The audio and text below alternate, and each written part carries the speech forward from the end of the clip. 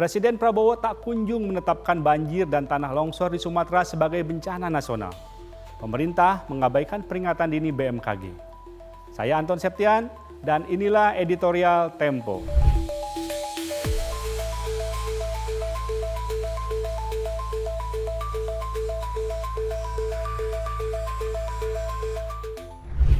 Angkat topi setinggi-tingginya untuk masyarakat yang bergerak dengan inisiatif sendiri membantu korban bencana di Sumatera. Merekalah relawan dalam arti sesungguhnya. Ketika para pejabat masih bergeming, warga bahu-membahu meringankan para penyintas. Solidaritas mereka mendahului pertimbangan politik para pembesar. Ikhtiar mandiri masyarakat tersebut sekaligus membuka fakta bahwa pemerintahan Prabowo Subianto menyimpan paradoks. Sebelum terjadi bencana, pemerintah hadir dan menampilkan dirinya perkasa di hadapan orang ramai. Namun, ketika musibah melanda, mereka malah absen. Kalaupun akhirnya hadir, langkah mereka lamban dan centang perenang. Pada hari-hari yang genting, pejabat di Jakarta meremehkan banjir dan tanah longsor di Aceh, Sumatera Utara, dan Sumatera Barat. Kepala Badan Nasional Penanggulangan Bencana Suharyanto mengatakan bencana tampak besar hanya di media sosial. Berdasarkan penelusuran Tempo, Presiden Prabowo mendapat informasi bahwa bencana sebenarnya parah setelah beberapa waktu. Bersama sejumlah pembantunya, dia baru menggelar rapat khusus soal bencana Sumatera pada 27 November 2025 setelah air bah menerjang dan merendam banyak wilayah.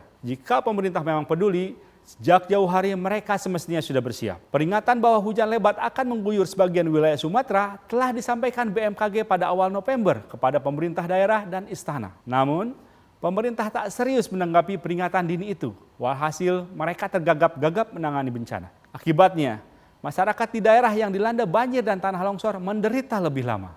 Di pelosok, sejumlah kepala daerah sudah menyerah.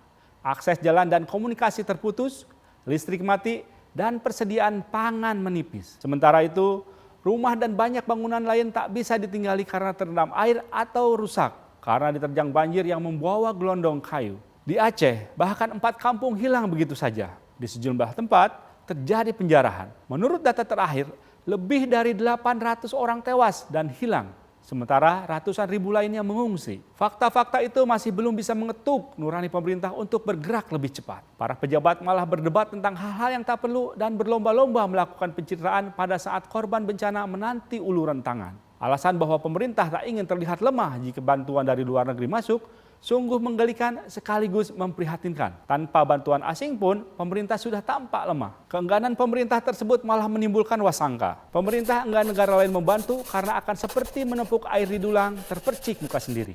Akar penyebab bencana Sumatera akan terekspos.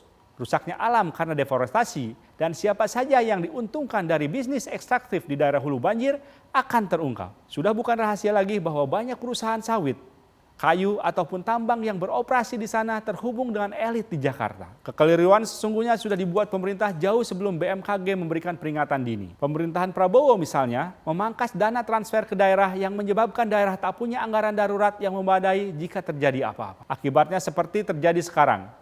Pemerintah pusat menyerahkan penanganan bencana kepada daerah, tapi daerah tak punya sumber daya untuk dikerahkan. Menanti pemerintah yang amatir segera menangani bencana dengan sungguh-sungguh adalah pekerjaan sia-sia. Apa boleh buat, hanya pada solidaritas publik kita layak menggantungkan harapan. Simak editorial dan liputan selengkapnya hanya di tempo.co.